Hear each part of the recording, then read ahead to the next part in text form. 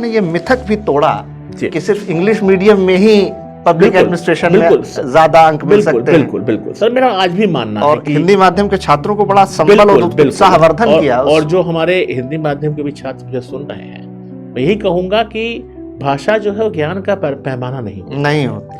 ये केवल ज्ञान को व्यक्त करने का एक माध्यम है। It is not the parameter. तो हो सकता है, अगर हम इस विवाद में नहीं पढ़ेंगे, लेकिन हो सकता है कि 1-2% मार्क्स, अगर सेम आंसर आप इंग्लिश में लिखे तो you will get better marks, लेकिन वो 1-2% का मार्क्स फर्क बस ये बहुत ज्यादा आपकी मेरिट को बहुत ज्यादा प्रभावित। अगर आप पब्लिक एडमिनिस्ट्रेशन लेने के बाद मुझसे मिले तो आपने कहा सर मैंने इसका ककहरा भी नहीं सीखा है। बिल्कुल। और कैसे होगा, तो मैंने कहा कि नहीं सब होगा, और हम लोग की कुछ बातचीत हुई थी जी। और उसके बाद जब आपका नंबर, आपकी मार्कशीट और आपकी फाइनल सिलेक्शन की बात हम लोग को पता चली और फिर आप आए, तो ये कैसे किया आपने? क्योंकि आज हमारे बच्चे तब से लगातार ये जानना चाहते हैं कि पब्लिक एडमिनिस्ट्रेशन की तैयारी कैसे करें, उसमें आंसर राइटिंग कैसे करें, और जो मार्क्स आपने स्कोर किए वो कैसे किए। यूपीएससी में भी सेलेक्ट हुए, स्टेट सर्विसेज से भी सेलेक्ट हुए। मुझे याद है ऐश्वर्या हम लोग के साथ थी, बैच की थी। हाँ। ऐश्वर्या थी हमारे बेंच में, आईएएस बनी, पहले वो डिप्टी कलेक्टर में आई थी। एक पूजा पांडे थी। अच्छा, ऐश्वर्या शायद पीएमओ में है। हाँ, पीएमओ में है। और पूजा का शायद वेस्ट बंगाल कैडर में आईएएस हुई थी। उसका सर भले तो नागालैंड कैडर था, बाद में आसाम मेघालय में आ गई वो, उसको शादी करके, तो उस तरह की चीजें थी। मुझे ऐसा कोई बलराम सिंह एक थे, स्टेट सर्विसेज में आए थे, सर को ध्यान होगा। बलराम सिंह का अभी स्टेट सर्विस हो गया, आईएएस हो गया। बिल्कुल अभी एक राजेश जी भी थे वो जानने वाले, तो इन लोग का आईएएस में हो गया। मैं सब टच में रहता हूँ। उस जमाने में, उस टाइम में वो लोग डिप्टी कलेक्टर बने हुए थे। क्या बात है। अच्छा, तो मुझे याद नहीं आ रहा था। मुझे याद है क्योंकि आपको ध्यान नहीं होगा। नमस्कार, मैं डॉक्टर पीएम त्रिपाठी, डायरेक्टर वैद आईसीएस लखनऊ। आज अपने वार्ता के इस अंक में बहुत सम्मानित और विशिष्ट अतिथि के साथ हूँ। हालांकि घर के परिवार के सदस्य को अतिथि कहना उचित नहीं होगा, लेकिन आज अतिथि इसलिए कह रहा हूँ क्योंकि आज वो हमारे बीच पटना से पधारे हैं। पटना में वो आज सचिव राजस्व के पद पर बिहार सरकार में काम कर रहे हैं। 2007 के यूपीएससी की संघ लोक सेवा आयोग की परीक्षा में उन्होंने पूरे भारत में 51वां 51st रैंक हासिल किया था। और जो सबसे बड़ी बात है कि उन्होंने हिंदी माध्यम से लोक प्रशासन विषय में, पब्लिक एडमिनिस्ट्रेशन ऑप्शनल सब्जेक्ट में जो अंक प्राप्त किए वो इतने अधिक थे कि आज तक उसका रिकॉर्ड न पहले न बाद में कभी टूटा। इतना ही नहीं, 2008 से उन्होंने बिहार राज्य के संवर्ग में बतौर आईएएस अधिकारी अपनी सेवाएं शुरू की और डिप्टी कलेक्टर, डिस्ट्रिक्ट मजिस्ट्रेट, शिक्षा विभाग में अनेक पदों पर काम किया। डायरेक्टर एजुकेशन एससीईआरटी में निदेशक के पद पर, और अब वो राजस्व विभाग में सचिव के पद पर बिहार सरकार में सेवाएं दे रहे हैं। अतिथि इसलिए क्योंकि आज वो जब लखनऊ आए और उनसे हमारी बातचीत हुई और हमने अपने इस वार्ता कार्यक्रम के बारे में उन्हें बताया, तो उन्होंने सहर्ष इसकी स्वीकृति दी। और बात इतनी ही नहीं है, जब जब लखनऊ आगमन होता है तो गिरिवर मुझसे ज़रूर मिलने आते हैं, क्योंकि उनका वैद आईसीएस से, इस संस्थान से हमसे विशेष अनुराग, विशेष लगाव रहा है। लोक प्रशासन के विद्यार्थी के रूप में जब उन्होंने तैयारी शुरू की थी, उसके बाद उत्तराखंड, मध्य प्रदेश राज्य सिविल सेवा में लगातार सफलता प्राप्त की। और विनम्रता, सादगी, सहजता, ये जो मानवीय गुण होते हैं लोगों में बहुत कम पाए जाते हैं, लेकिन उसकी साक्षात प्रतिमूर्ति हैं। कैसे कोई व्यक्ति एक असाधारण, अप्रतिम उपलब्धि, ऊंचाई और विशिष्ट स्थान सेवा में प्राप्त करने के बाद इतना विनम्र, इतना सहज, इतना उदार और लोगों की सदैव सहायता करने के लिए तत्पर रह सकता है, ये गिरिवर से सीखने के लिए सभी को बहुत कुछ है। मैं आज उन्हें आमंत्रित करता हूं इस विशेष अंक में, और उनसे जानेंगे उनकी कहानी, उन्हीं की ज़बानी। गिरिवर, बहुत बहुत स्वागत। धन्यवाद सर। और सबसे पहले तो मैं अपने श्रोताओं को, दर्शकों को कहूँगा, हमारे गुरु हैं और बहुत हम लोग को गर्व की अनुभूति होती है। एक बहुत लंबे संघर्ष के बाद यहाँ तक हम लोग पहुँचे, और जो सबने कहा कि जिस प्रकार से 91वीं रैंक आई, तो रैंक तो महत्वपूर्ण है ही है, लेकिन मेरे लिए बहुत गर्व का विषय है कि पूरे भारतवर्ष में सर्वाधिक अंक मुझे प्राप्त हुए, और इसका सारा श्रेय मैं अपने सर को देना चाहता हूँ। बहुत बड़ी बात है, और ये बहुत बड़ी बात है, और हम सबको स्वीकार भी करना चाहिए। और बहुत लंबी सा जर्नी रही। 2002 से लेके अब तक हम लोग तैयारी करते थे। मैं अपने श्रोताओं को बताऊं कि लोक प्रशासन में मेरा कोई एकेडमिक अनुभव नहीं रहा। मेरी डिग्री जो है एंथ्रोपोलॉजी की है।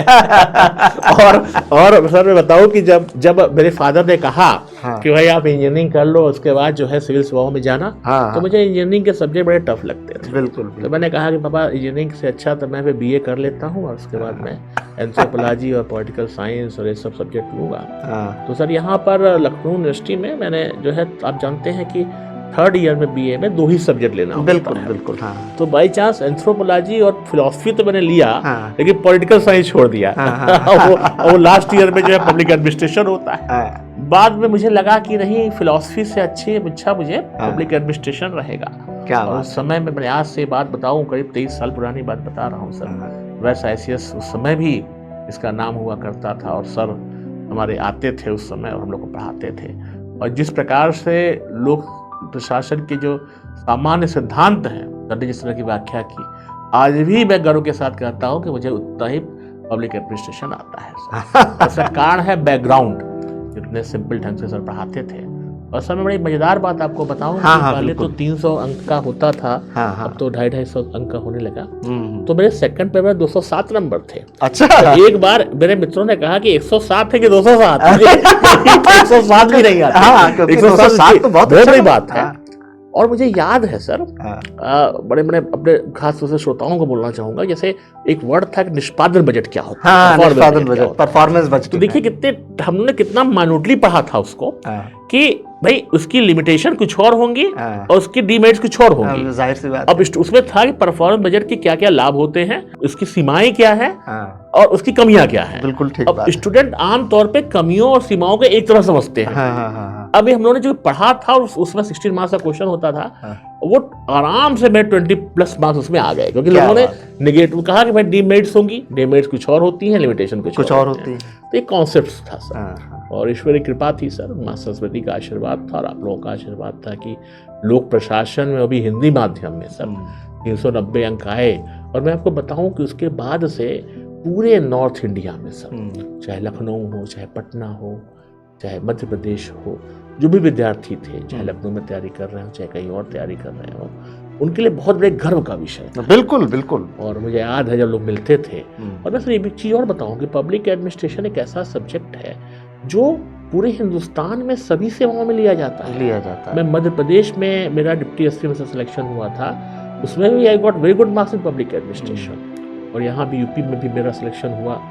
तो कुल का मतलब बताऊं कि विषय बहुत अच्छा रहा है और मुझे लगता है कि आपने ये मिथक भी तोड़ा कि सिर्फ इंग्लिश मीडियम में ही पब्लिक एडमिनिस्ट्रेशन में ज्यादा अंक मिल सकते हैं। बिल्कुल सर, मेरा आज भी मानना है कि हिंदी माध्यम के छात्रों को बड़ा संबल और उत्साहवर्धन किया। और जो हमारे हिंदी माध्यम के भी छात्र मुझे सुन रहे हैं, मैं यही कहूंगा कि भाषा जो है वो ज्ञान का पैमाना नहीं होती। ये केवल ज्ञान को व्यक्त करने का एक माध्यम है। It is not the parameter. तो हो सकता है, अगर हम इस विवाद में नहीं पढ़ेंगे, लेकिन हो सकता है कि 1-2% मार्क्स अगर सेम आंसर आप इंग्लिश में लिखे तो you will get better marks, लेकिन वो 1-2% का मार्क्स फर्क बस ये बहुत ज्यादा आपकी मेरिट को बहुत ज्यादा प्रभावित। अगर आपका कंटेंट अच्छा है, सब्जेक्ट मैटर आपने अच्छा लिखा है, तो नंबर मिलेगा, चाहे हिंदी हो चाहे इंग्लिश हो, कोई भाषा का माध्यम। और उच्च स्तरीय जो किताबें आती हैं, चूंकि अभी भी है कि इंग्लिश में आती हैं, तो ठीक है, वो सब चीजें थी, लेकिन कुल मिलाकर के बात यही है कि भाषा का विशेष महत्व नहीं है।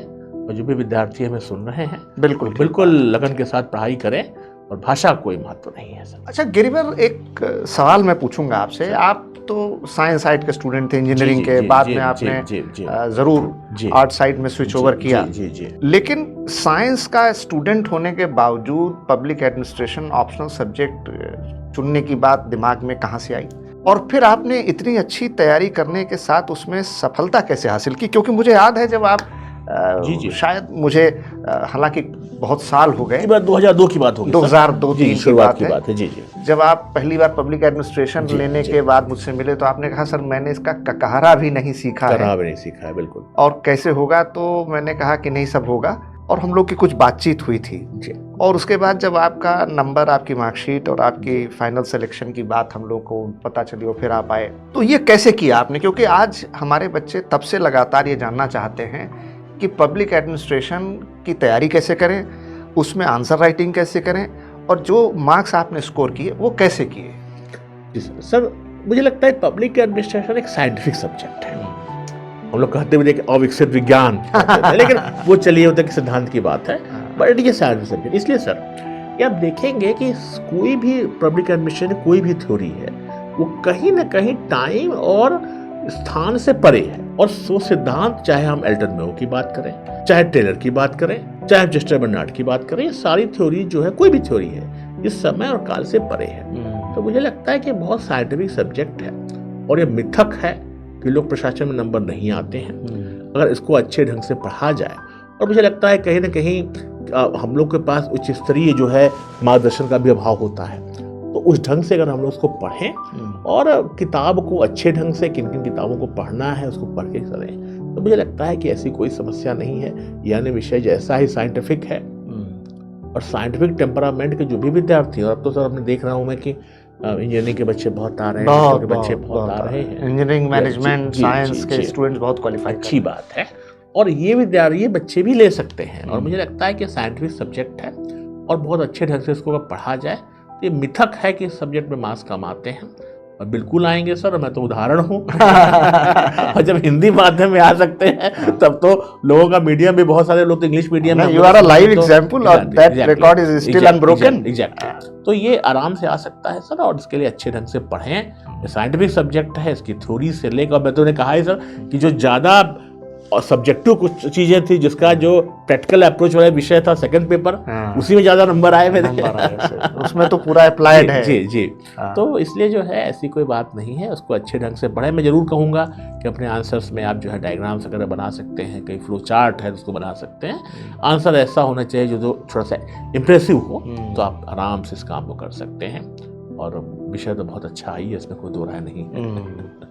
गिरिवर, 2008 बैच से आप आज 18-19 साल की आपकी सर्विस हो गई, और उसके पहले 2002 से आपने जब तैयारी शुरू किया, एक लंबा समय हो गया। फिर भी कुछ यादें जो आपकी इस संस्थान में, वैद ICS लखनऊ में जब आप तैयारी कर रहे थे, आपके साथ पढ़ने वाले जो बच्चे थे, जो आपकी तैयारी का उस समय माहौल था, जो एक स्टूडेंट लाइफ में चीज़ें होती हैं, वो आप हमारे व्यूअर्स के साथ शेयर कीजिए। बिल्कुल शेयर करेंगे सर। और हम तो सबसे पहले कहेंगे कि हमें जो है कि यू हैव नॉट एज्ड, शुरुआत तो मैं उसी से करूँगा। अपने दर्शकों को बता दूं मैं कि 2002 में सर से मेरी मुलाकात हुई, और बहुत लंबी, मैं बताऊं सर कि जब पर्सनल बातें बताता हूं सर। अच्छा। स्कूटर से आते थे, मेरे पास काइनेटिक होंडा था सर के पास भी, और मैंने देखा कि व्हाइट कलर की काइनेटिक होंडा थी। सही। तो वहां से लेकर के और आज बड़ी खुशी होती है कि sir you are the owner of the institute, और कहाँ से पहुंचे। तो ये ज्ञान है सर, सरस्वती की कृपा है, और बड़ी अच्छी थी। और मुझे याद है कि उस समय एंथ्रोपोलॉजी मेरा सब्जेक्ट हुआ करता था, मैं वहाँ भी क्लास लेता था। तो अच्छे विद्यार्थी थे साथी हमारे। मुझे खुशी है कि उस बैच से भी बहुत सारे हमारे साथी जो है अलग अलग सेवाओं में आए हैं। हमारी आज भी उनसे बातचीत होती रहती है। तो निश्चित रूप से ये हम लोग के लिए तो सेकेंड होम था, और काफ़ी समय हमको याद है लाइब्रेरी भी बनी हुई थी, हम लोग पढ़ते थे। यहाँ एक मामा जी हुआ करते मामा थे, जी सबको बड़ी वो तो समझ लीजिए फाउंडर मेंबर थे। हम लोग चाय भी पीते थे, वो चाय पिलाते थे। तो हमारा तो आधा समय सर यही बीतता था। मामा जी तो सब बच्चों में बड़े लोकप्रिय थे वो। और कहा जाता है कभी कोई हिंदू धर्म में कि स्थान शुभ होता है, तो मेरे लिए स्थान शुभ रहा निश्चित रूप से। और हमारे बहुत सारे साथी यहाँ से सेलेक्ट हुए, अभी भी मिलते हैं, आते हैं। मैं तो देखता हूँ सर के यहाँ भी आते रहते हैं लोग। तो बहुत अच्छी एक परिवार है हम लोगों का। तो सर केवल कोचिंग ही नहीं चलाते हैं, पूरे बहुत बड़े परिवार के मुखिया भी हैं। नहीं दरअसल तो वैद ICS एक विचार है, एक परिवार है, एक घर है। बिल्कुल बिल्कुल। और मैं तो कहूँगा सर कि कभी हम लोग वैद ICS में एक महोत्सव मनाएं। हाँ, भी हमारे लोग जो हैं ये आपने बहुत अच्छा सुझाव दिया जी कि हम लोग वैद ICS का एक महोत्सव बनाएं, जिसमें हम सारे लोग नए पुराने जितने हैं सब इकट्ठे हों, किसी छुट्टी के दिन। हाँ। आज ये आपके माध्यम से हम इस पॉडकास्ट के जरिए ये सूचना सब तक देना चाहते हैं कि बहुत जल्द हम लोग एक ऐसा मिलन समारोह करेंगे जिसमें हमारे सारे नए पुराने सब छात्र साथी शिक्षक इकट्ठे होंगे, और पुराने समय को याद करके साथ में कुछ बातें साझा करेंगे और कुछ खाना पीना करेंगे। बिल्कुल। और सर मैं आपको चीज़ और बताऊं सर, मेरे बहुत सारे दोस्त ऐसे भी हैं जहाँ से पढ़े, किसी कारण से सर्विसेज में नहीं आ पाए, but they are very good doing in business also. हाँ, बिजनेस तो ये भी एक चीज है sir, once you develop your brain it can utilise anywhere. ये बहुत बड़ी बात है। ये बात तो सही है कि पढ़ाई लिखाई बेकार नहीं जाती। और सिविल सेवा का सर हम लोग का जो अनुभव रहा कि जो हम लोग पढ़ाई करते हैं, तैयारी करते हैं, एक केवल प्रशासक यानी एक अच्छा इंसान भी बनाता है। उसकी बेसिक चीज़ें, मैं बहुत सारे ऐसे अपने फ्रेंड्स को जानता हूँ जो किसी कारणवश इस सेवा में नहीं आ पाए, लेकिन तब भी they are very good doing, अपना बिजनेस में बहुत अच्छा कर रहे हैं। कुछ और भी हैं, कहीं प्रोफेसर हो गए हैं, कुछ और कर रहे हैं, तो बहुत बड़ी बात है। तो इसी से मेरे विचार में ये बात आई कि हम लोग इस तरह का महोत्सव मनाना चाहिए। बिल्कुल, बिल्कुल। हम लोग कुछ लेट द थॉट्स कम, और हम ये कह रहे हैं कि एक ये अच्छा अवसर होगा जी, जिसमें सिविल सेवा में जो चयनित हैं वो भी और जो नहीं चयनित हैं वो भी, सब लोग आए, क्योंकि सिविल सेवा की तैयारी से आपको इतना कुछ सीखने को मिलता है कि आप अपने जीवन में किसी भी क्षेत्र में जाएंगे तो कुछ बेहतर करेंगे। और मेरा सुझाव होगा सर, इसका नाम ज्ञान महोत्सव रखा जाए। क्या बात, बहुत बड़ी बात है, ज्ञान महोत्सव रखा जाए। एक विचार यहाँ पर इसी समय हम स्वीकार करते हैं और इसकी घोषणा भी करते हैं कि हम लोग एक नई तिथि जल्दी तैयार करके, और उसमें कन्वीनर गिरवर ही रहेंगे, इनकी ओर से निमंत्रण जाएगा और सबका आयोजन यहाँ पर इस कार्यक्रम का भव्य दिव्य आयोजन। और मेरी तो इच्छा है कि इसको और अच्छा बनाया जाए, दिनों दिन हर साल इसी तरह बिल्कुल, से, क्योंकि हमारे लिए तो बहुत बड़ी चीज है सर। क्या बात है प्रशासन में बहुत, मैं आपको बताऊं कि सर माँ सरस्वती की कृपा, आज ईश्वर जो कह रहे हैं वो सब तथास्तु हो जाए। जिस तरह से मार्क्स आए, हम लोग को भी कल्पना नहीं थी, मेरे परिवार के लोगों को भी कल्पना नहीं थी, और ईश्वर की बहुत बड़ी देन है, संस्था के लोग। और मेरे तो गुरु बैठे ही हुए, मैं तो कहता हूँ कि हमारे लोक प्रशासन के पहले गुरु हैं ये, तो इसलिए सब क्रेडिट तो इन्हीं को जाता है। और बड़ा अच्छा जो आपने कहा कि बहुत अच्छा वातावरण रहा। मैं तो करीब 2-2.5 साल यहाँ पढ़ा, दोबारा भी मैं पढ़ा, GS भी किया, आता भी रहता था कोचिंग के बाद भी, सर से गाइडेंस लेने आता रहता था। ऐसे भी हम लोग की एक जमावाड़ा भी यहाँ होता था कि भाई कहे बैठा जाए, बैठ के चाय पिया जाए, और डिस्कशन करने लिए बहुत अच्छी स्रोत है। मुझे मेरा मानना है सिविल सेवाओं का डिस्कशन बहुत अच्छा, बहुत इंपॉर्टेंट चीज होता है। और अगर लाइक माइंडेड लोग हैं, एक साथ बैठे बातचीत करें, लाइक माइंडेड अगर लोग हों तो लाइक माइंडेड लोग बैठ करके हम लोग डिस्कशन करते थे, और बड़ा अच्छा बैच था सर। मुझे याद आ रहा है बहुत सारे लोग सर UPSC में भी सिलेक्ट हुए, स्टेट सर्विसेज से भी सेलेक्ट हुए। मुझे याद है ऐश्वर्या हम लोग के साथ की बैच की थी। ऐश्वर्या थी हमारे बैच में, IAS बनी, पहले वो डिप्टी कलेक्टर में आई थी। एक पूजा पांडे थी। अच्छा, ऐश्वर्या शायद PMO में है। हाँ, PMO में है। और पूजा का शायद वेस्ट बंगाल कैडर में IAS हुई थी। उसका सर भले तो नागालैंड कैडर था, बाद में आसाम मेघालय में आ गई वो, उसको शादी करके, तो उस तरह की चीजें थी। मुझे ऐसा कोई बलराम सिंह एक थे, स्टेट सर्विसेज में आए थे सर, को ध्यान होगा। बलराम सिंह का अभी IAS में हो गया, IAS में हो गया, बिल्कुल बिल्कुल। अभी राजेश जी भी थे वो जानने वाले, तो इन लोग का IAS में हो गया। मैं सब टच में रहता हूँ। उस जमाने में, उस टाइम में वो लोग डिप्टी कलेक्टर बने हुए थे। क्या बात है। अच्छा, तो यार मुझे याद नहीं आ रहा था। नहीं, मुझे याद है क्योंकि आपको ध्यान नहीं होगा, लेकिन हम लोग यहाँ आए थे तो हम लोग ग्रुप फोटो भी हुई थी। अच्छा। हाँ, तो ऐश्वर्या पूजा पांडे लोग थी, तो तुम लोग बैच की हैं, बट बलराम जी भी थे और 2 और लोग थे। तो सब जो है अभी तो बलराम का IAS में हो गया है। बलराम भी। अच्छा गिरवर, अगर आपके पास पुरानी कोई यादें या तस्वीर या फोटो हो ग्रुप की तो मुझे भी दीजिए। मैं सर भेजूंगा, बिल्कुल। मेरे पास पुरानी फोटो 1-2 होंगी। हालांकि उस समय में एंड्रॉइड फोन तो होता नहीं था। वो कैमरा में भी वो रील वाला आता था। रील वाला सर आता था, उसको यूज भी बड़ा समझ के किया जाता था, क्योंकि उसमें 32-36 ऐसी फोटो आती थी, कितने में खिंच गया तो खत्म। लेकिन सर वो स्मृतियां आंखों में तो है ही। हाँ, स्मृतियां आंखों में है, देखिए मन मस्तिष्क में है, दिल में है, और पूरी स्मृतियां हैं सर। वो विस्मृत नहीं हो सकती। बल्कि आज के समय में तो मोबाइल में खींचने के बाद लोग भूल जाता है, चलो मोबाइल में रहेगा। उस समय तो ये सब था नहीं। तो स्मृतियां आंखों में होते हम लोग यहाँ बैठ करके, और आप जो पब्लिक एडमिनिस्ट्रेशन का सिद्धांत सुनाते थे, हम लोग समझते थे क्या चीज हो रहा है। मुझे याद है आपने आज भी कहा था कि सामूहिक जो लोक प्रशासन की डेफिनेशन है ना, कि सामूहिक है ये, है ना, तो सहयोग और लक्ष्य की प्राप्ति के लिए किया गया सामूहिक प्रयास है। तो वो मुझे आज भी याद है, कितने सिंपल ढंग से आप कराते थे।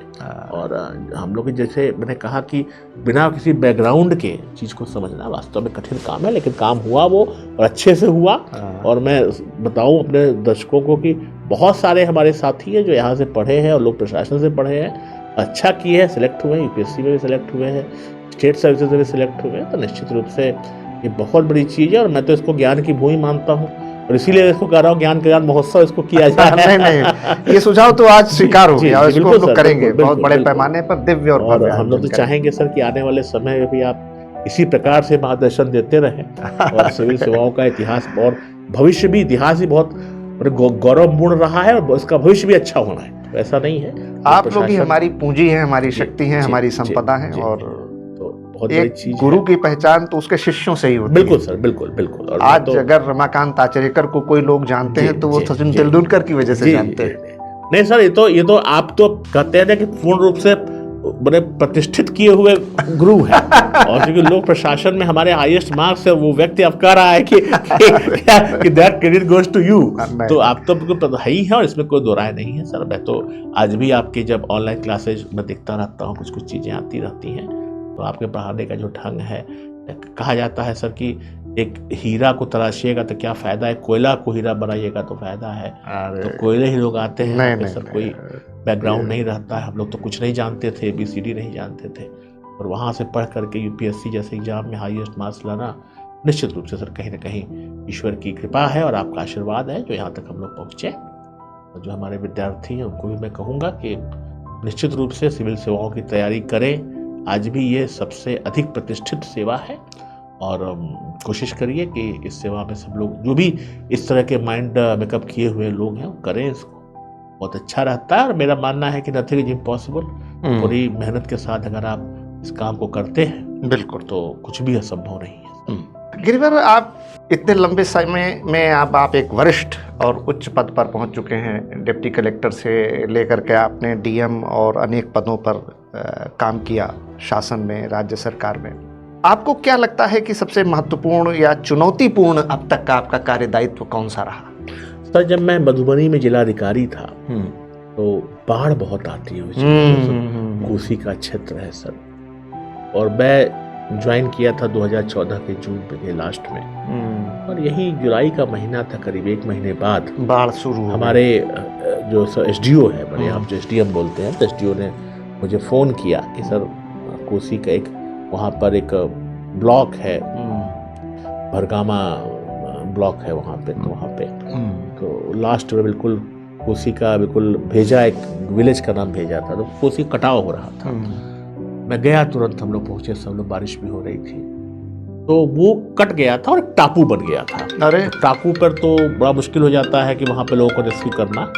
हम लोगों ने काफ़ी कहा कि भाई आप जो है किसी तरह से आप लोग आइए, हम लोग शेड, तो बहुत अच्छा, तो इनका तो शेडो होता है लोग के लिए, पूरा जो शेड बनाया जाता है बड़ा अच्छा सा ये होता है, खाने पीने की व्यवस्था भी होती है। बट उन्होंने कहा नहीं, हम लोग नहीं आएंगे क्योंकि हम लोग की आदत है। तो अब होता क्या था, तो फ्लैश फ्लड आता है, अचानक आता है, कोई ऐसा तो है नहीं, उस समय तो नहीं था। तो हम लोगों ने बड़ा कन्विंस करने की कोशिश की, कहा नहीं हमारे घर में चोरी हो जाएगी तो पशु कौन ले जाएगा, सबको ले चलते हैं। मैंने कहा सब ले चलो। अब सर सबको मतलब पूरा सामान लाना संभव नहीं था, मतलब तो इंसान को ला सकते हैं, पशुओं को ला सकते हैं। कहा नहीं हम लोग तो यहीं रहेंगे। और सर वहाँ फ्लैश फ्लड था, अचानक आती है फ्लैश फ्लड। और पूरा हम लोग गए वहाँ, रात भर कैंप किए। मैं खुद भी वहाँ पर था, हमारे DDC थे, CDO यहाँ बोलते हैं, SDM थे, ADM थे, DSP थे, SP थे, बहुत कन्विंस किया सर। अंत में बहुत कन्विंस करने के बाद हमने कहा नहीं आप चलिए, हमारी जिम्मेदारी है, किसी घर में कोई चोरी होगी तो हम मुआवजा देंगे, बस चलिए। बहुत मुश्किल से सारे लोग आए, और उसमें भी बहुत सारे लोग कहे जो यंग लोग थे, कहा हम लोग नहीं आएंगे। सर बाढ़ तो किसी को दिखती नहीं है, जाहिर सी बात है, पानी का बहाव तो किसी को दिखता नहीं है। और अंत में बहुत मुश्किल से लोग आए, हमारे बहुत चैलेंजिंग, क्योंकि पहली बार पोस्टिंग भी थी मेरी। तो जो बाढ़ राहत का कार्य, उसके बाद बाढ़ आई, वहाँ पे हेलीकॉप्टर से भी बाद में तो राहत सामग्री ड्रॉप होता है। काफ़ी दिनों तक वो रही बाढ़, हालांकि कम आती है, और जिलों में तो और ज़्यादा आई थी। तो लास्ट पार्ट था कोसी का, तो वो एक मेरे लिए बहुत चैलेंजिंग वर्क था। दूसरा सर, जब एजुकेशन में मैं था तो मैं डायरेक्टर सेकेंडरी एजुकेशन भी रहा और डायरेक्टर SCRT भी रहा। तो डायरेक्टर SCRT के रूप में मैंने देखा कि जो करिकुलम डेवलपमेंट होता है, बड़ा इंपॉर्टेंट पोस्टिंग होती है सर। देखने में तो लगता है कोई आपकी इंपॉर्टेंस नहीं है, लेकिन अभी बेस, क्योंकि किस प्रकार से बच्चों को करिकुलम डेवलप किया जाए, कितने समय में क्या चीज़ें ऐड की जाए, क्या चीज़ें ड्रॉप की जाए। तो छोटे बच्चों के लिए मैंने कहा सर, एक फोनिक्स होता है, जैसे हम पढ़ते थे, फोनेटिक्स ध्वनि का सर। तो अभी तक सर ये सब सिलेबस में चीज़ें नहीं होती हैं। हम लोग ABCD पढ़ते हैं, लेकिन फोनेटिक्स नहीं पढ़ते हैं। अब THE को दो ही क्यों बोलते हैं, या वॉवेल्स कैसे, कहाँ साउंड किया जाता है, निमोनिया में P साइलेंट क्यों हो जाता है, ये सब चीज़ें साइंटिफिक है सर। हम लोग भी नहीं पढ़े थे उस टाइम में लेकिन प्राइवेट स्कूलों में सर ये पढ़ाया जाता था। मैंने बहुत प्रयास किया सर कि ये सब चीज़ें जो हैं वो हमारे जो बोर्ड के एग्जाम्स हैं, हमारे बिहार बोर्ड है, उसमें भी इसको शामिल किया जाए, और ईश्वर की कृपा से बाद में इसको शामिल भी किया गया। तो मुझे लगा कि नहीं, बच्चों के लिए मैं आज भी सर प्रयासरत हूँ कि वैदिक गणित को शामिल किया जाए सिलेबस में। क्या बात है, बहुत बहुत अच्छी चीज़ें होती हैं सर, क्योंकि ट्रिक से कैसे मैथ्स को आसानी से पढ़ा जाए सर, और सब्जेक्ट को कैसे इंटरेस्टिंग ढंग से पढ़ाया जाए सर। काफ़ी अच्छा सर उसमें हम लोगों ने काम किया, हम लोग की टीम बहुत अच्छी थी। तो ये सब चीज़ें ऐसी थी जो मुझे लगता है कि कहीं ना कहीं चैलेंजिंग तो था ही, लेकिन सोसाइटी के लिए बहुत ज़्यादा हम लोग का कंट्रीब्यूशन रहा है, एटलीस्ट तो सर्विसेज के मामले में। बिल्कुल बिल्कुल रही सर। मैं शुगर केन में भी रहा सर, तो बिहार में एक समय में 40 मिलें शुगर की हुआ करती थी। अच्छा। धीरे धीरे घटते घटते करीब 10 के आसपास रह गई। 4-5 मिलें ऐसी थी जो बिल्कुल चलाई जा सकती थी, एनसीएलटी में केस वगैरह भी चल रहा था। तो आप केन कमिश्नर के पद केन पर? कमिश्नर भी रहा सर, उसके पहले केन कमिश्नर था। तो वहाँ पे सर हम लोगों ने काफ़ी एफर्ट किया कि कम से कम जहाँ जहाँ शुगर केन की बेल्ट है, जहाँ जहाँ गन्ना अच्छा होता है, तो वहाँ के जो बंद मिले हैं उनको चलाया जाए। किसी कारण से वो सब मालिक लोग भी चला गया था, प्रयास करके हम लोग दूसरों को दिलवा करके चलाए सर। तो ईश्वरी कृपा से एक मिल चल चुकी है और 2 और मिल चलने वाली है। क्या बात। ये सब चीज़ें हैं कि धीरे धीरे बिहार में भी जो है शुगर केन उत्पादन तो है ही अच्छा, मतलब मिलें बढ़ेंगी तो लोगों को रोजगार भी मिलेगा, और निश्चित रूप से जब शुगर का प्रोडक्शन होगा, ऐसे इथेनॉल भी चूंकि बनता है। अब तो सर जान ही रहे इथेनॉल का बड़ा अच्छा इंपॉर्टेंस है। हाँ, इंपॉर्टेंस है। Branding- और उसके बहुत सारे बाई प्रोडक्ट्स हैं जो भी हाँ। हैं, और प्लस अब अभी तो इसमें अब भी तो इथेनॉल मिलाया का जा रहा है, ईंधन में ईंधन में इस्तेमाल। इस्तेमाल हो रहा है। तो ये सब चीज़ें हैं सर। तो अच्छा रहा सर, काफ़ी अच्छा है, बिहार में काम करने का काफ़ी अच्छा स्कोप है, और प्रदेश निश्चित रूप से डेवलपमेंट की तरफ जा रहा बढ़ रहा है। तो उनकी कोशिश ये है कि और डेवलपमेंट हो वहाँ पर। बिल्कुल बिल्कुल। एक सिविल सेवक होने के बावजूद प्रशासनिक व्यवस्था और व्यस्तता, तमाम भागदौड़, दायित्व, ये सब होने के बावजूद गिरिवर आपने अपना जो एकेडमिक इंटरेस्ट है, जो अकादमिक अभिरुचि है, पढ़ना पढ़ाना, मैंने ये भी देखा सुना और मुझे पता चला कि आप भी सिविल सेवा के अभ्यर्थियों को, बच्चों को बिहार में, और हमारे यहाँ तो करते ही हैं गाइड, और लोगों को जो भी मार्गदर्शन उपलब्ध कराना चाहिए। ये अभी तक आपने अध्ययन अध्यापन की रुचि, ये अकादमिक इंटरेस्ट कैसे बना रखा है? सर शुरू से ही मेरे घर में तो पढ़ाई का माहौल था। हाँ। मेरे पिताजी तो टीवी भी कहते थे नहीं चलाओ भाई, पढ़ाई करो। तो हम लोग तो ग्रामीण बैकग्राउंड से आए थे, मेरा जन्म तो गांव में हुआ। मेरे फादर आए लखनऊ, बनारस से पहले थे भी लखनऊ आए, तो उन्होंने कहा बेटा पढ़ाई से बड़ी कोई चीज़ नहीं होती है। तो हम लोग 2 भाई हैं, और ईश्वर की कृपा से पढ़ाई का माहौल रहा कि बड़े भाई जो है वो प्रोफेसर है मेडिकल कॉलेज में, मैं हूँ। तो शुरू से ही फादर की सर मैंने फादर का जो दिया हुआ संस्कार है कि पढ़ने का सर शौक रहा। लेकिन सर उसी क्रम में हमको मेरे फादर कहते हैं कि विद्या ददाति विनयम। बिल्कुल। तो विद्या जब देंगे तो आपको खुद विनय आएगा, कि बहुत बड़ी बात है सर। तो ये तो हम लोग का अपना स्वार्थ भी रहता है कि विद्या जब आप दीजिएगा, दान दीजिएगा, तो विद्या का दान सबसे बड़ा दान होता है, उसमें कोई पैसा भी नहीं लगता है। और मुझे सर शुरू से ही शौक रहा है पढ़ने का। मैं आज भी सर जब भी समय मिलता है, छुट्टी के दिन या जब भी फ्री रहता हूँ, तो मैं, बहुत लोग फिक्शन पढ़ते हैं, बहुत लोग नॉवेल पढ़ते हैं, बट मैं यूपीएससी का सिलेबस पढ़ता हूँ। और उसके पीछे में एक बड़ी बड़ी मजेदार कहानी है सर। हाँ। तो जब मैं मेरा सिलेक्शन हुआ तो उस समय मैं फिर कुछ दिनों के लिए दिल्ली में था सर। तो मेरे फादर ने कहा कि यार तुम्हारी 51वीं रैंक आई, पहली क्यों नहीं आई? हमने कहा पापा आईएएस बन गए, बहुत बड़ी बात है 51वीं रैंक। कहा लेकिन वो बात मेरे मन में लगी कि नहीं, मेरे फादर ने कहा ऐसी बात, मुझे और पढ़ना चाहिए था सर। तो उसके बाद मेरी ट्रेनिंग के बीच में 2-2.5 महीने का गैप था, तो मैं सब किताबें थी, तुमको और जरा पढ़ा जाए। फिर मैं कुछ जगह हमारे मित्र लोग थे, कुछ चलाते थे, कहते आप भी आइए पढ़ाइए। अच्छा पब्लिक एड में हाईएस्ट मार्क्स थे, तो पब्लिक एड के जो लोग थे कहते थे हम लोग को क्या ये पढ़ाई। तो वहाँ से एक शौक लगा सर। बच्चों ने अच्छा, जो हमारे स्टूडेंट थे अच्छा, उन्होंने जो है फीडबैक अच्छा दिया, रिस्पॉन्ड अच्छा दिया, अच्छा हो रहा था। तो आज भी सर हम लोग के साथ बहुत लोग आते रहते हैं, जुड़ते रहते हैं पर्सनल लेवल पर सर। अभी भी सर 2-3 हमारे जो विद्यार्थी हैं 2025 बैच में, एक का आईएएस में सिलेक्शन हो गया, क्या आईआरएस में सिलेक्शन हुआ सर, और एक इंडियन पोस्टल सर्विसेज में हुआ। तो एक मौजूदा आईएएस अधिकारी नए आईएएस अधिकारियों का सृजन कर रहा है। नहीं मतलब ये तो ऐसे लोग जुड़ते जाते हैं, कभी लोग भाई मैंने कोई चीज़ पढ़ा, उनको अच्छा लगा, तो फ़ोन के माध्यम से या ऐसे भी कभी आ करके, तो अच्छा लगता है सर। अभी एक विशाल राज करके है, उसको आईएएस मिला है, एक अंकित आनंद है, उसको आईआरएस मिला है, एक तान्या है, उसको पोस्टल सर्विसेज मिला है। तो ये लोग हैं सर, जुड़े रहते हैं, और भी लोग जुड़ते हैं सर, किसी का होता है किसी का नहीं होता। लेकिन मुझे मानना है कि मेरा कि एक अच्छा इंसान बनना बहुत ज़रूरी है, उसी क्रम में सब चीज़ें हैं सर, और अच्छी बात है सर। आप किसी को गाइड, मुझे याद है सर, हम लोग के घर में किसी का बैकग्राउंड नहीं था सिविल सर्विसेज का, हम लोगों को तो पता भी नहीं था क्या चीज़ें पढ़नी है, क्या चीज़ें छोड़नी है। तो आप जैसे गुरु लोग आए कि उन्होंने बताया हम लोग को, तो वही काम हम लोग भी करते हैं सर, वही काम करते हैं, जब समय मिल जाता है तो ये काम करते हैं और अच्छा लगता है सर, इसलिए नहीं ये तो बहुत अच्छी बात है गिरिवर, क्योंकि जैसे कल कृष्ण जन्माष्टमी थी तो मैं लोगों से कह रहा था कि ये जन्म का समय नहीं था, ये एक समय का जन्म था। समय का जन्म, बिल्कुल बिल्कुल। और इसलिए जब एक IAS अधिकारी स्वयं अपने मार्गदर्शक की भूमिका में आता है, शिक्षक की भूमिका में आता है, तो वो अपने से बहुत सारे वो वृक्ष बनकर कई शाखाओं को जन्म देता है। वो हम लोग इलाहाबाद यूनिवर्सिटी में जब पढ़ते थे तो वहाँ का हमारा स्लोगन था कॉट रॉमी टॉट ऑर्बरिस, कि जितने शाखाएं उतने वृक्ष, जितने वृक्ष उतनी शाखाएं। तो ये तो बहुत अच्छी बात है। मैं सर एक चीज़ और जोड़ूंगा सर इसी में। मुझे याद है जब मेरा इंटरव्यू था तो मुझसे एक प्रश्न पूछा गया था कि what you think about administration, how administrator should behave. हाँ, एडमिनिस्ट्रेटर को कैसा बिहेव करना चाहिए। मुझे याद है मैंने कहा कि administrator should behave like a mother. हाँ, जैसे मदर है तो बिना बच्चे के रोए ही समझ आती है हाँ, कि उसको कब खाना खाना है, उसको कब जो है सुलाना है। उसी प्रकार से जो प्रशासन के साथ जिसको आप फीड कर रहे हैं, जो आपकी जनता है, जो लोग हैं आपके साथ, जिनकी आप सेवा में जुड़े हुए हैं, बिना मांगे ही उनको सब कुछ मिल जाए, ये बहुत बड़ी बात है। सही, बिल्कुल। तो इसलिए हम लोग को तो सर बड़े हम लोग सौभाग्यशाली रहे कि हम लोग का एक विषय पब्लिक एडमिनिस्ट्रेशन रहा, जो अभी भी जो एडमिनिस्ट्रेटिव एक्टिविटीज़ करते हैं तो उसमें काफ़ी चीज़ें उसको काम आती हैं। तो मुझे लगता है कि वो एक जो है सेंसिटिविटी के लिए और जो मॉरल इंटीग्रिटी होता है कि अपने काम के प्रति हम बहुत अच्छे से करें, ईमानदार रहें, तो उसमें इस सब विषय का बड़ा योगदान रहता है। यानी कि आप पब्लिक एडमिनिस्ट्रेशन जो विषय है उसके आप विद्यार्थी भी रहे हैं, वो आपका वैकल्पिक विषय भी रहा है, सिलेक्शन के बाद भी वो विषय आपको सेवा में मदद करता बिल्कुल सर। मैं तो बताऊं सर, देखिए जैसे फाइनेंशियल एडमिनिस्ट्रेशन है तो आज भी हम लोग पढ़ते हैं कि भाई बजटिंग क्या होती है, डेफिसिट्स क्या होते हैं, आज भी वो टाइप्स ऑफ बजटिंग क्या है, प्लानिंग, परफॉर्मेंस बजटिंग, बिल्कुल जीरो बेस्ड बजटिंग, आज भी वो आ रहा है ना।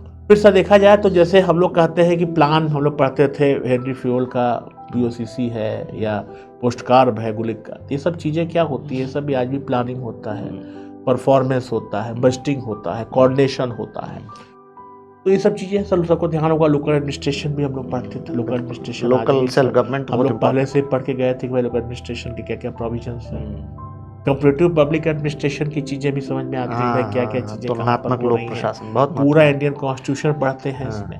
कॉन्स्टिट्यूशन के प्रोविजन को पहले से पता होना चाहिए कि भाई विधानसभा का सत्र चल रहा है तो क्या क्या चीज़ें आएगी, फाइनेंस बिल क्या होता है, मनी बिल क्या होता है, तो आपको पहले से ही पता होता है। ये सब चीज़ें सब मुझे लगता है कि जो एडमिनिस्ट्रेशन में आज भी डेवलपमेंट एडमिनिस्ट्रेशन बहुत इंपॉर्टेंट है, और सारा एडमिनिस्ट्रेशन आजकल डेवलपमेंट एडमिनिस्ट्रेशन ही तो है जी। तो ये सब चीज़ें सर मुझे लगता है कि और कोई भी प्रदेश हो, कोई भी सरकार हो, सब डेवलपमेंट। मजेदार बात मैं सर आपको बताऊं कि अभी भी देखिए तो आपका CSAT में आपका जो है वो लीडरशिप है, लीडरशिप है, मोटिवेशन है, डिसीजन मेकिंग है, कम्युनिकेशन है। तो आप देखिए सारी चीज़ें तो आपकी जो है बिहेवियरल एस्पेक्ट है ही है। और मैं आपको बताऊं, इवन जब मसूरी में जब ट्रेनिंग जाइएगा तो लवासना में तो एक इंटीग्रल सब्जेक्ट ही है इंटीग्रेटेड पब्लिक एडमिनिस्ट्रेशन का, सेपरेट सब्जेक्ट। अच्छा, पब्लिक एडमिनिस्ट्रेशन का एक बहुत अच्छा क्लास होता है। तो मुझे याद है जब मैं क्लास में गया तो मेरे से बोलना नहीं चाहिए विद ड्यू रिगार्ड, तो हमारे एक टीचर थे तो उन्होंने कुछ पढ़ाना शुरू किया। हम लोग तो पढ़ के हुए थे, अब वो तो IAS ऑफिसर थे तो वो तो थ्योरेटिकल चीज पढ़ा रहे थे।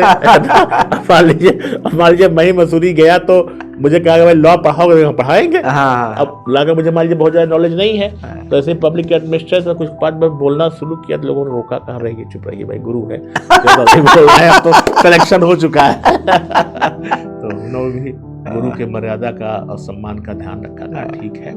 तो इसलिए ये तो विषय ऐसा है जो जीवन पर्यंत आपके साथ रहेगा। बिल्कुल ठीक है। तो इसलिए ये विषय तो वैसे भी अपने आप में बहुत अच्छा सब्जेक्ट है और डायनेमिक सब्जेक्ट है। और मैं तो कहता भी हूँ कि फ्रांस में जैसी कहावत है कि ये लोक प्रशासन शिशु के जन्म से लेकर मृत्यु तक की यात्रा है। बिल्कुल बिल्कुल सर, बिल्कुल। और एक शेर है कि जमीन से आसमां तक, आसमां से लामका तक है, खुदा जाने हमारे इश्क की दुनिया कहाँ तक है। बहुत बढ़िया। तो लोक प्रशासन की दुनिया असीमित है। मैं तो अब आपने सुना है तो मैं सुनाई देता हूँ। क्या बात है, ये मंच तो नहीं था। नहीं, लेकिन जो हमारे जल गई है तो विद्यार्थी हमारे जो सुन रहे हैं, तो मैं कहूँगा कि भाई देखिए दुनिया में कुछ भी असंभव नहीं है। और कहते हैं समुद्र कितना भी गहरा हो बिल्कुल बिल्कुल उसको जो है हाथ लगाए रखिए, और तूफान कितना भी तेज हो पैर गड़ाए रखिए, उड़ेगा नहीं। और कौन कहता है कि छन्नी में बर्फ नहीं जमता है ना, बस ठंड आने तक उसको हाथ लगाए रखिए। क्या बात है, क्या तो देखिए बात। छन्नी से पानी अब रखिएगा निकल जाएगा, लेकिन वो पकड़े रहिएगा, ठंड आएगी, अपना हौसला हिम्मत मत हारिए, लगे रहिए, बिल्कुल सर, बिल्कुल जुटे रहिए। और मैं तो यही कहूंगा कि देखिए ऋतुएं तो हर 6 महीने मान लीजिए बदलती है, या 3 महीने मान लीजिए, 4 ऋतु मानिएगा तो ठीक है, 1-2 साल समय लग जाता है। और भगवान राम को 14 वर्ष का वनवास मिला था, तो 1-2 वर्ष तो कुछ नहीं है ना। मुझे याद है आज भी मेरे फादर कहते थे, हम लोग तैयारी करते थे कि आपको जो है जैसे चिड़िया, जब मछली की आँख, जब द्रौपदी का स्वयंवर हुआ तो कहा भाई, लोगों ने कहा कि पूरी मछली दिख रही है, किसी ने कहा पूंछ दिख रही है, फिर अर्जुन ने कहा नहीं, मुझे मछली की आँख दिख रही है। तो वैसे ही जब मैं विद्यार्थियों को कहूँगा कि आपको अपने सिलेक्शन का जो नाम है, मेरिट लिस्ट में नाम है, वो दिखना चाहिए। इसी के लक्ष्य का अनुसंधान करिए। और मैं सर के माध्यम से एक चीज़ और कहूँगा सर, कि आप लोगों के आशीर्वाद से हम लोग यहाँ तक पहुँचे हैं। ये सब ठीक है कि बहुत लोग मेहनत करते हैं, होता है, बहुत लोग मेहनत करते हैं, नहीं होता है।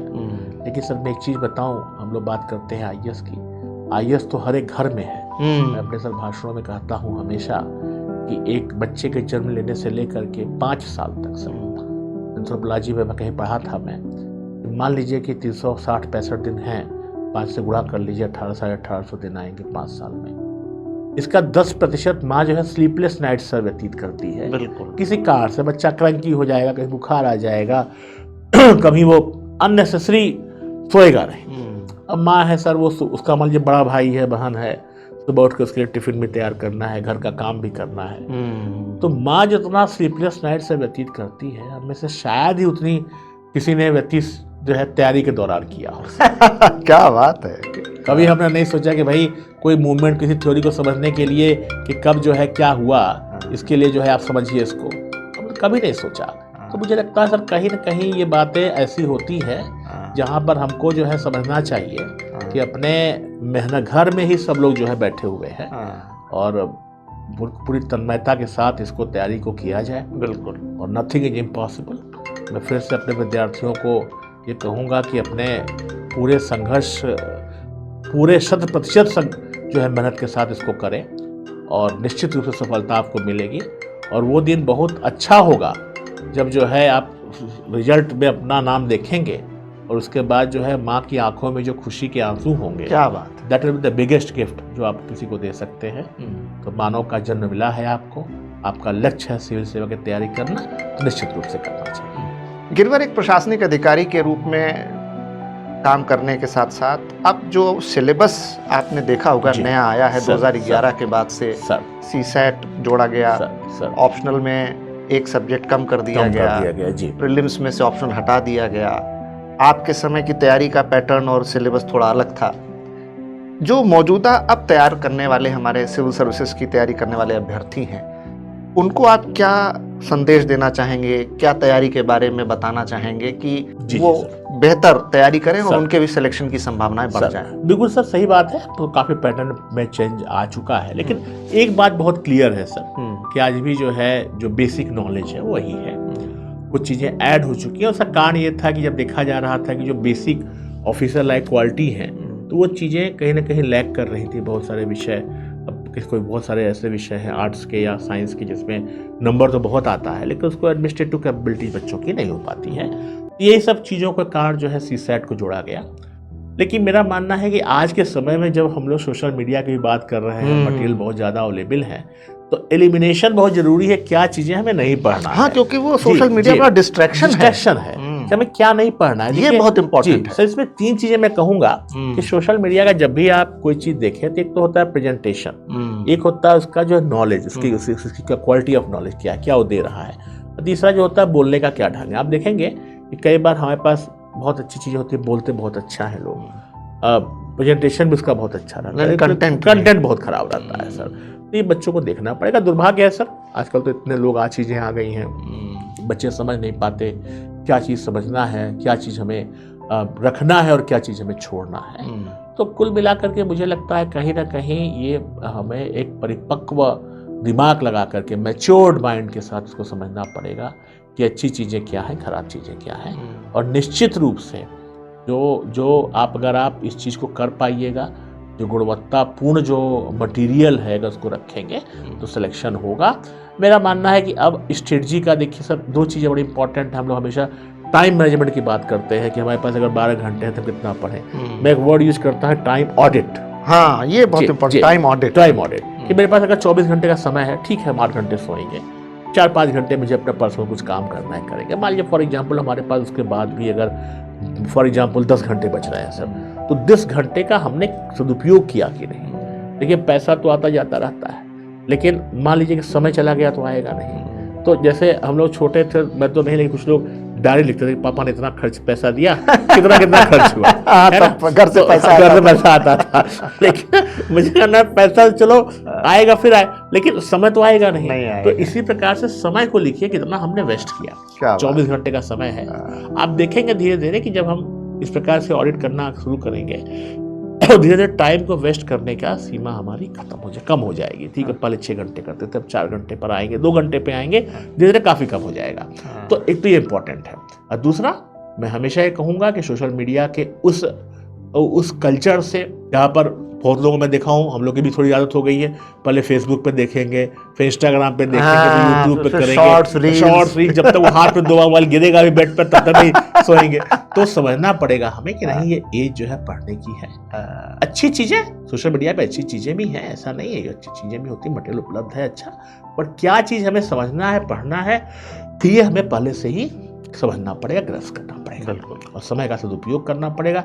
हम लोग बार बार कहते थे कंपटीशन बहुत टफ है, हमारा कंपटीशन खुद से है। कितना समय अगर हम बचा पा रहे हैं, यूटिलाइज कर पा रहे हैं, दैट इज द बेस्ट है। तो आपने देखा गिरिवर दयाल ने आपको बहुत सारी महत्वपूर्ण बातें बताई, अपने अनुभव साझा किए और अपनी सफलता लोक प्रशासन में जो उनका सबसे अधिक अंक पाने का रिकॉर्ड, एक यादगार बातचीत। देखते रहिए हमारा एजुकेशन चैनल वार्ता, जुड़े रहिए हमारे साथ। धन्यवाद। जय हिंद।